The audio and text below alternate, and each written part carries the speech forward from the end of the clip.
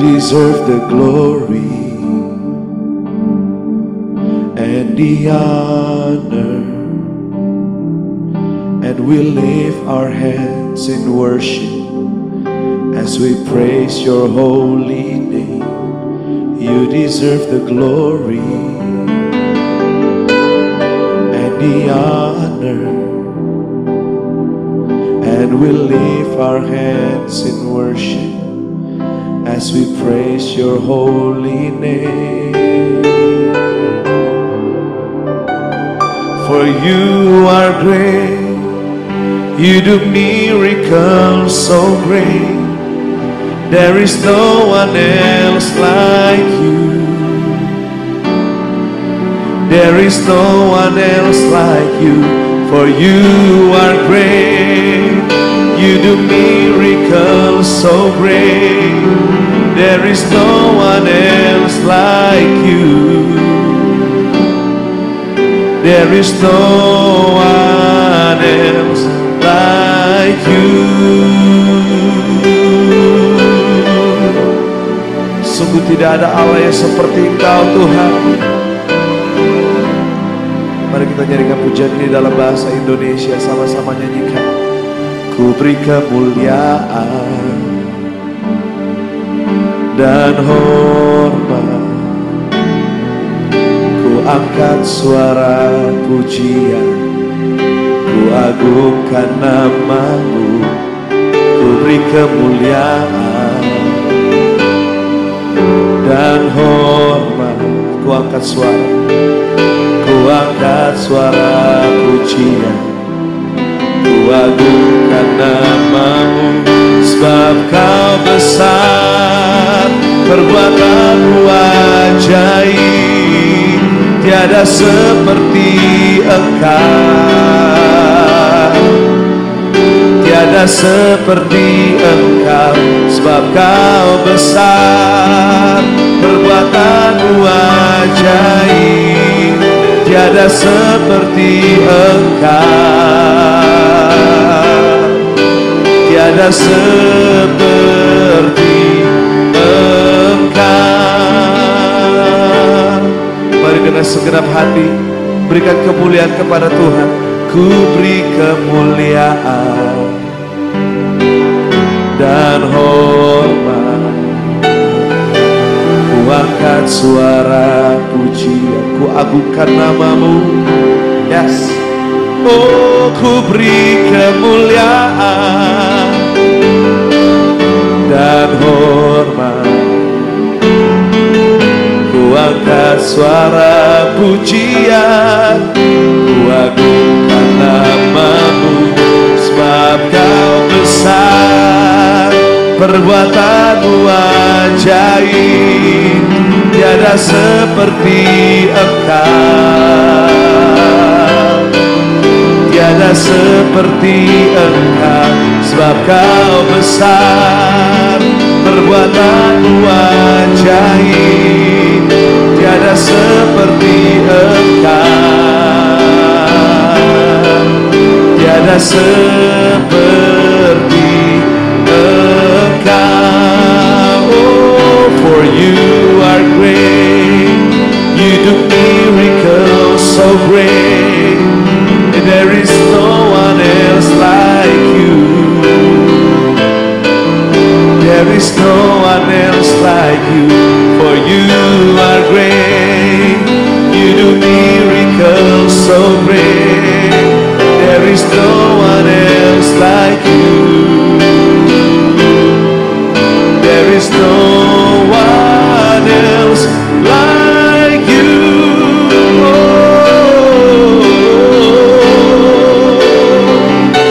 There is no one else, there is no one else like you, Lord.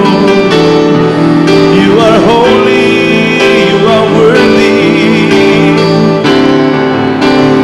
you are mighty.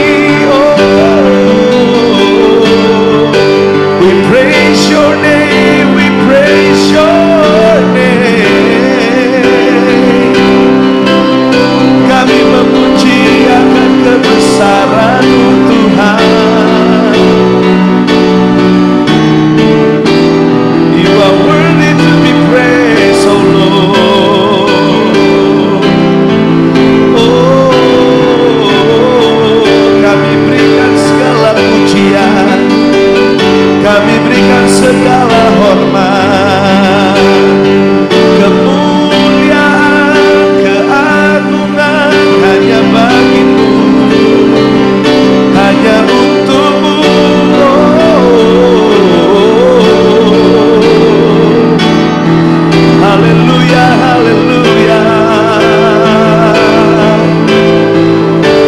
Mari Bapak Ibu Saudara angkat suaramu, angkat hatimu sembah Tuhan saat ini.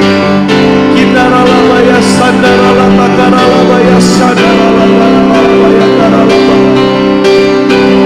kirata karalabaya shekeria karalata karalabaya sekeria karalabaya sandaralabaya kirata karalabaya shekeria karalabaya karalabaya haralabo kirata baya sekeria karalabaya sharala karalabaya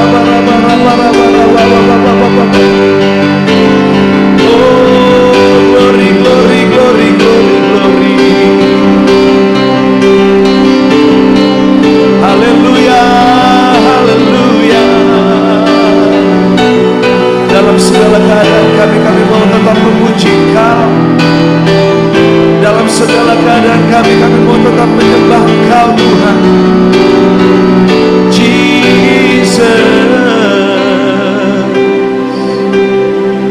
we call upon your name in this place. Kami panggil namamu di tempat ini.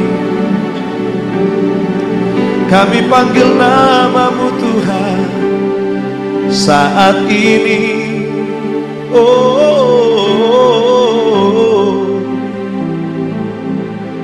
Kau yang layak ditinggikan, Kau yang layak diagungkan. Kami naikkan nyanyian baru bagimu. Kami renungkan mazmur baru bagi namamu. Engkau Tuhan yang maha adil, Engkau Tuhan yang setia, Engkau Allah yang menyembuhkan, Engkau Allah yang memulihkan hidup kami. Engkau Tuhan yang mengangkat kami. Oh, terima kasih Tuhan. Sebab Kau besar, perbuatanmu ajaib, tiada seperti Engkau, tiada seperti Engkau. Sebab Kau besar, nyanyikan, perbuatanmu ajaib, tiada seperti Engkau, tiada seperti Engkau. Angkat kedua tangan kita sama-sama sembah Dia, katakan, sebab Kau besar, perbuatanmu, amin, tiada seperti, katakan tiada seperti Engkau Tuhan.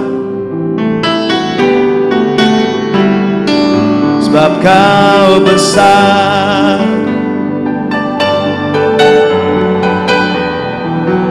tiada seperti Engkau,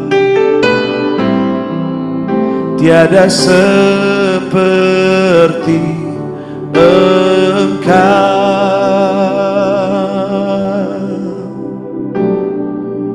Yes, tiada yang seperti Engkau Tuhan.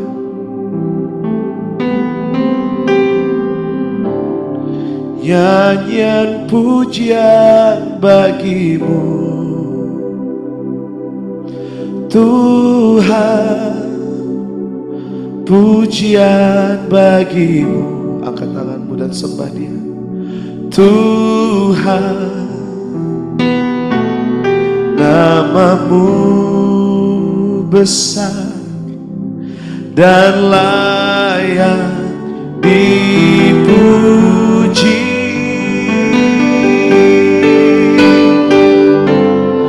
Nyanyi pujian bagimu Tuhan, pujian pujian bagimu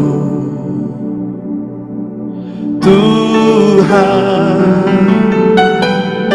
namamu besar dan layak dipuji.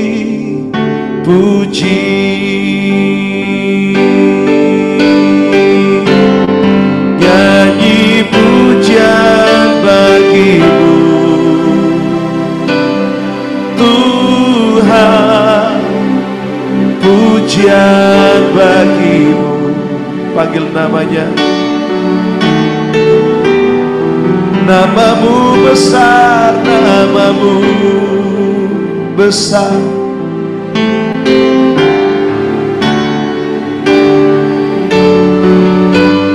Dan layak dipuji. Nyanyi pujian bagimu Tuhan, pujian bagimu Tuhan, namamu besar dan layak dipuji. Angkat hatimu, angkat suaramu, katakan nyanyi pujian bagimu Tuhan, pujian bagimu Tuhan, namamu besar, yes, dan layak dipuji. Nyanyi pujian bagimu Tuhan, pujian bagimu Tuhan, namamu besar dan layak dipuji.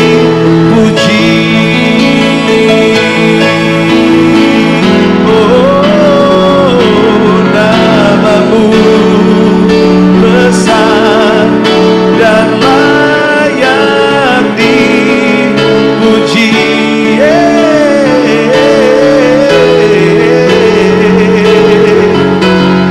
Namamu besar dan layak dipuji.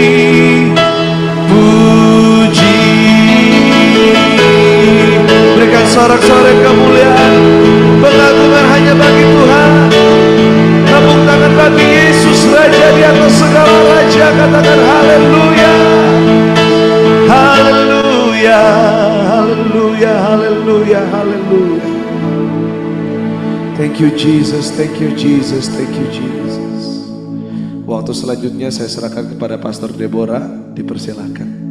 Terima kasih Tuhan kalau hari ini kami boleh kembali berdoa bersama-sama dengan seluruh keluarga besar RIM, sehingga kami bisa melakukan ibadah mesbah doa pagi, sehingga kami boleh memuji menyembah Tuhan bersama-sama, dan terlebih lagi boleh mendengar firman-Mu. Kami berterima kasih Tuhan, dan kami siap untuk mendengar firman Tuhan dalam nama Tuhan Yesus. Haleluya. Amin. Shalom semuanya, akhirnya kita bisa bertemu lagi di mesbah doa hari ini setelah sekitar 10 hari kita vakum karena saya berada di Israel.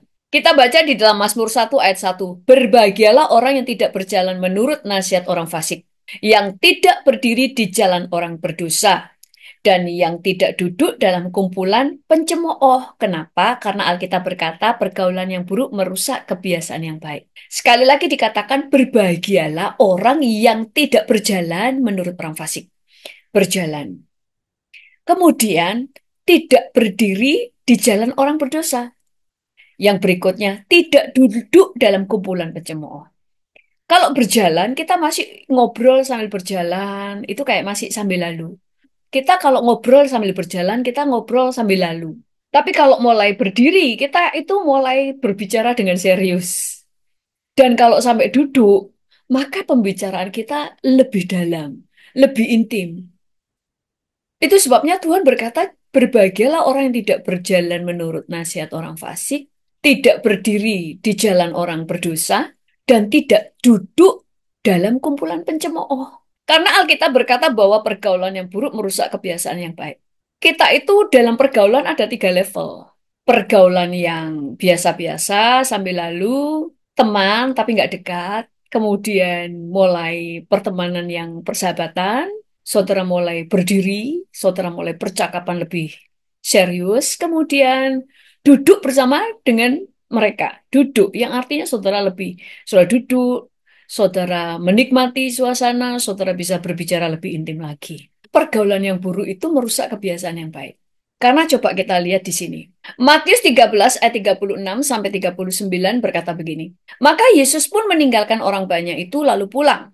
Murid-muridnya datang dan berkata kepadanya, jelaskanlah kepada kami perumpamaan tentang tentang lalang di ladang itu. Ia menjawab katanya, orang yang menaburkan benih baik ialah anak manusia. Ladang ialah dunia. Benih yang baik itu anak-anak kerajaan dan lalang anak-anak si jahat. Musuh yang menaburkan benih lalang ialah iblis. Waktu menuai ialah akhir zaman dan para penuai itu malaikat. Saya singkat aja di dalam Matius 13 ayat 37 berkata, orang yang menabur benih baik ialah anak manusia atau Tuhan Yesus. Dan ayat 39 berkata, musuh yang menaburkan benih lalang ialah iblis. Ladang ialah dunia. Benih yang baik itu anak-anak Allah. Benih yang baik itu anak-anak kerajaan dan lalang anak-anak si jahat. Ada 2 hal, ada benih. Iblis itu menaburkan benih yang jahat, juga iblis itu yang mempunyai anak-anak jahat. Ini 2 hal yang berbicara tentang benih, yaitu tentang benih yang ditabur oleh iblis. Benih yang jahat itu ditabur oleh iblis, sementara benih yang baik ditabur oleh anak Allah atau Tuhan Yesus. Tetapi juga berbicara benih di sini, iblis itu menaburkan benih yang jahat. Di ayat ini berbicara 2 hal. Yang pertama, iblis menaburkan benih yang jahat. Iblis yang menaburkan benih lalang. Yang kedua berbicara tentang benih yang baik itu adalah anak-anak manusia dan lalang adalah anak-anak si jahat. Saudara, pergaulan yang buruk merusak kebiasaan yang baik. Iblis itu akan menaburkan benih yang jahat kepada anak-anak Tuhan melalui lalang, melalui anak-anak setan. Lalang itu adalah anak-anak setan, sementara benih yang baik itu adalah anak-anak Tuhan. Untuk iblis bisa merusak kehidupan kita, dia memakai anak-anaknya. Iblis memakai anak-anak iblis untuk menaburkan benih yang jahat. Lewat perkataan-perkataan dan nilai-nilai kehidupan yang mereka tabur. Itu sebabnya kenapa kita harus menjaga pergaulan kita. Sekalipun saudara banyak berdoa, sekalipun saudara ikut komsel, komunitas sel, kelompok kecil, saudara ikut persekutuan, saudara ikut KKR, saudara ikut pelayanan, tetapi pada waktu saudara berada di lingkungan yang toksik, saudara pasti menjadi orang yang toksik. Karena iblis itu menaburkan benih toksik itu lewat anak-anaknya, yaitu anak-anak iblis, orang-orang yang memang hatinya jahat. Sehingga gaya hidup mereka, perkataan mereka, nilai-nilai hidup yang mereka bagikan adalah toksik. Itu sebabnya mereka bisa menghancurkan iman saudara, bisa menghancurkan, bisa memadamkan api saudara. Pergaulan itu sangat powerful, bisa membuat saudara berhasil, bisa membuat saudara takut akan Tuhan, bisa membuat saudara hancur, bisa membuat saudara menjadi orang yang murtad, bisa menjadi orang yang gagal. Kita lihat aja ada banyak anak-anak yang akhirnya minder karena lingkungan yang tidak menerima dia. Dia dihina, dia dibully, dan sebagainya. Sehingga anak ini kemudian depresi, banyak di antara mereka bunuh diri, bahkan ada yang gila karena depresi. Ada juga yang akhirnya membenci dirinya sendiri, membenci Tuhan karena dibully. Ada kesaksian, ada seorang anak yang sekolahnya itu tidak pernah berprestasi. Setelah itu orang tuanya ini kemudian membawa anak ini kepada Tuhan dan Tuhan cuma berkata pindahkan sekolahnya. Waktu ibunya taat dan memindahkan anak ini sekolah di tempat lain, ternyata anak ini selalu juara. Setelah ditanya kenapa dia dulu di sekolah yang lama dia tidak pernah juara, dia sering ingin membolos kuliah, bolos sekolah, sementara di sekolah yang baru dia bukan hanya bergairah ke sekolah, tetapi dia selalu mendapatkan juara. Paling tidak juara satu, dua, atau tiga, tapi selalu juara. Dan anak ini kemudian berkata, lingkungan sekolah yang dulu suka membuli dia, menghina, melecehkan, kadang adu fisik, dan sebagainya. Itu membuat dia depresi, tertekan, sehingga dia benci dengan sekolahnya, benci dengan teman-temannya, dan benci pada diri sendiri. Betapa sebuah lingkungan itu mempengaruhi siapa kita. Itu sebabnya penting orang tua untuk peka. Lihat pergaulan anakmu. Di mana engkau kirim anak-anakmu? Apakah dia dikirim di sekolah yang tepat, yang guru-gurunya bertanggung jawab? Memang tidak ada tempat yang sempurna, tapi paling tidak saudara bisa melihat bahwa lingkungan di situ aman. Karena pergaulan yang buruk itu benar-benar merusak. Anak ini tadi bisa berprestasi karena dia ada di lingkungan yang tepat, di lingkungan yang bisa menerima dia, di lingkungan yang membuat dia bisa menjadi dirinya sendiri, membuat dia percaya diri. Itu sebabnya tadi di dalam Mazmur 1 dikatakan berbahagialah. Berbahagialah kalau kamu itu tidak memilih persahabatan yang salah. Dikatakan berbahagialah orang yang tidak berjalan menurut nasihat orang fasik. Dikatakan karena kamu tidak berjalan menurut nasihat orang fasik, kamu bisa berbahagia. Kamu akan berbahagia kalau kamu tidak berdiri di jalan orang berdosa. Dan kamu berbahagia kalau tidak duduk bersama dengan para pencemooh. Saudara akan mengalami kemerdekaan kalau saudara berada di lingkungan yang bisa menerima saudara. Tetapi pada kenyataannya, apakah kita selalu menemukan pertemanan yang sehat? Kita harus bisa memilih. Kalau kita bergaul dengan orang yang bijak, maka kita akan menjadi bijak. Kalau kita bergaul dengan orang-orang yang salah, kita bisa menjadi salah. Selain kita bisa menjadi mereka, atau kutuk dan perkataan-perkataan hinaan yang mereka lontarkan akan membentuk pribadi kita menjadi rusak. Tetapi bukankah Tuhan juga menyuruh kita untuk melayani orang-orang yang bermasalah? Kalau kita semuanya menjauhi orang bermasalah, siapa yang melayani mereka? Kitab tadi berkata, yang menaburkan benih yang jahat itu adalah iblis. Bagaimana dia bisa menaburkan benih yang jahat? Ya lewat anak-anak iblis. Iblis itu suka mengutus anak-anaknya untuk menyerang iman orang percaya. Makanya kalau saudara adalah orang Kristen, baru percaya Yesus, tinggalkan grup-grup WhatsApp dari agama lain. Tinggalkan, jangan malah tetap berada di lingkungan itu. Mereka akan menghancurkan imanmu, mereka akan membuli kamu, sehingga kau saudara akan takut ditinggalkan. Oh, saudara akan menjadi semakin ciut. Sementara saudara sendiri belum bergaul sama Tuhan, belum punya lingkungan yang menguatkan, saudara masih berada di grup-grup yang membenci Yesus. Itu akan membuat saudara hancur.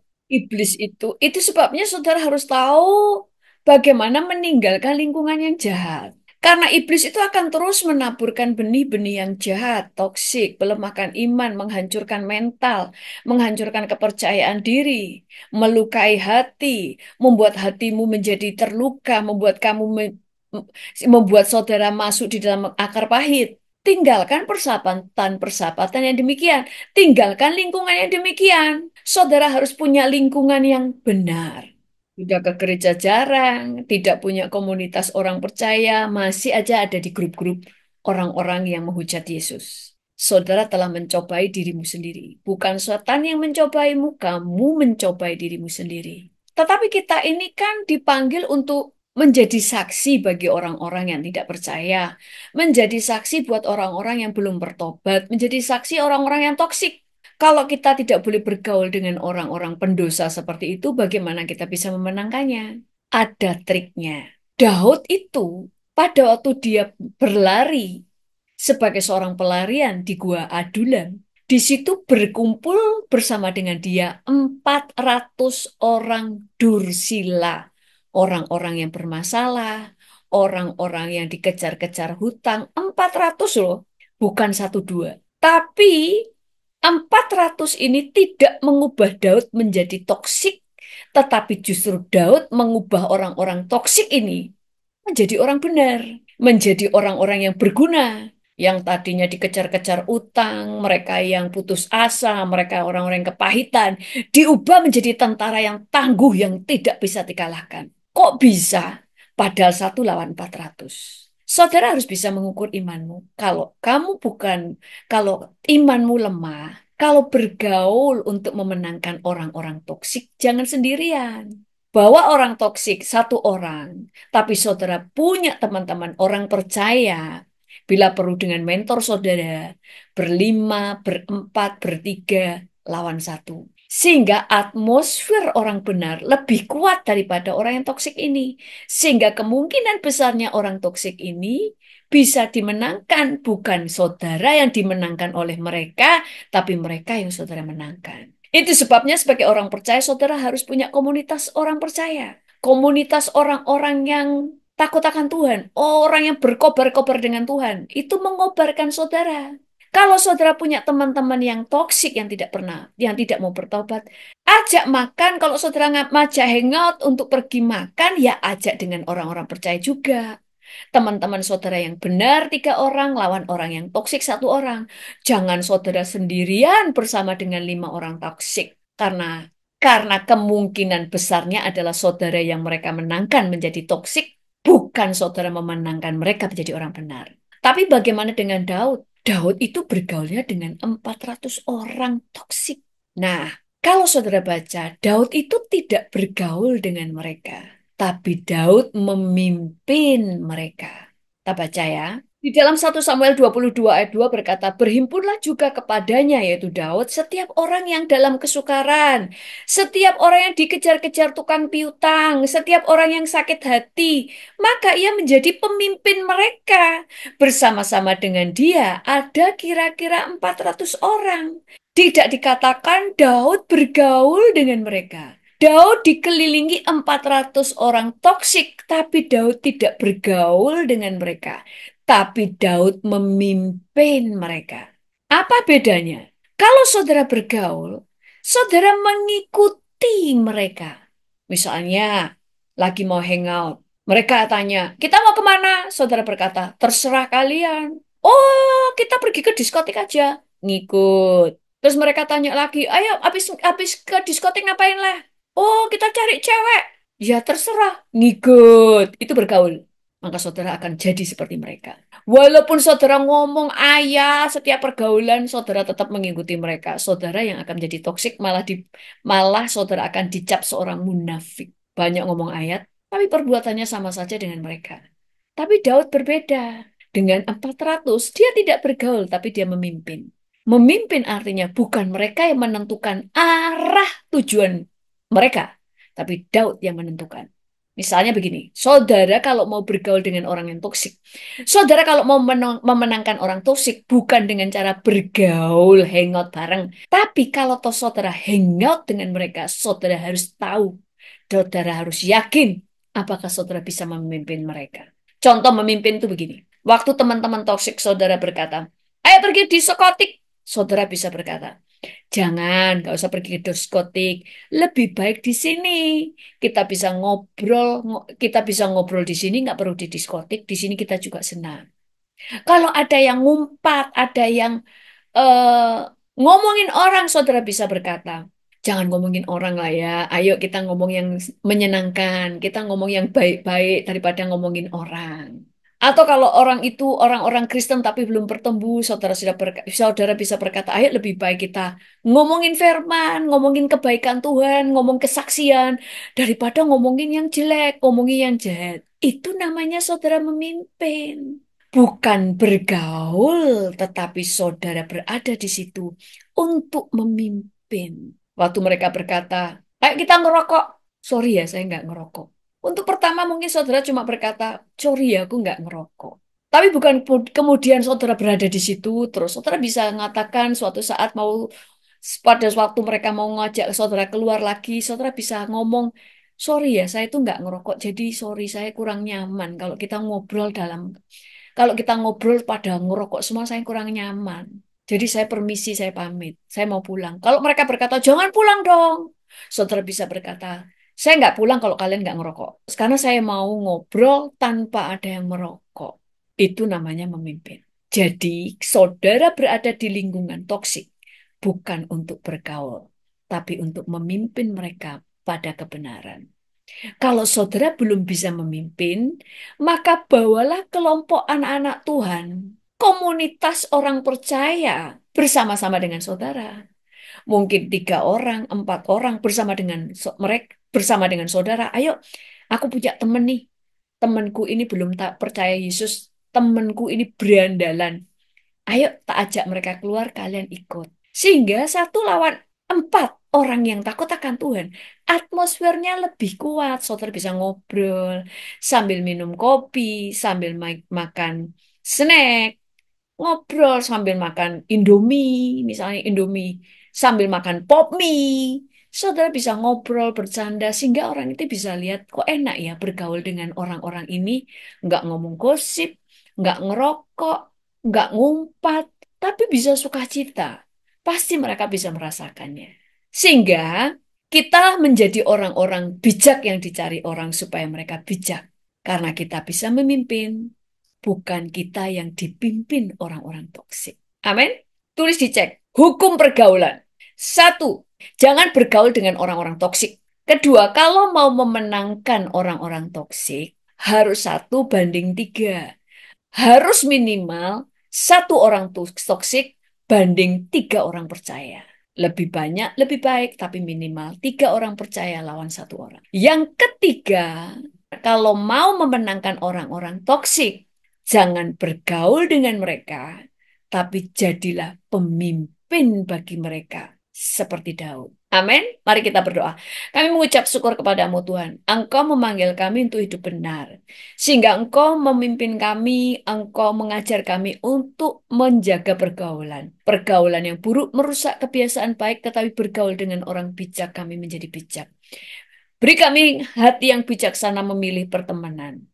Sehingga pada waktu ada banyak orang toksik, kami tidak bergaul dengan mereka, tapi kami datang bersama dengan mereka sebagai orang yang bisa memimpin mereka.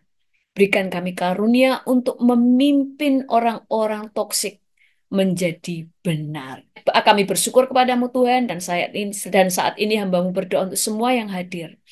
Biarlah anak-anak kami terjaga, tutup bungkus anak kami dengan kuasa darah Yesus, sehingga mereka tidak berada di lingkungan yang salah, tetapi mereka menemukan persahabatan yang benar, persahabatan yang bisa memberikan pengaruh positif, menjadikan yang bisa memberi pengaruh yang benar kepada anak-anak kami. Demikian juga kami berdoa untuk hidup kami dan anak-anak kami supaya mereka bisa memimpin orang-orang toksik dimanapun kami berada.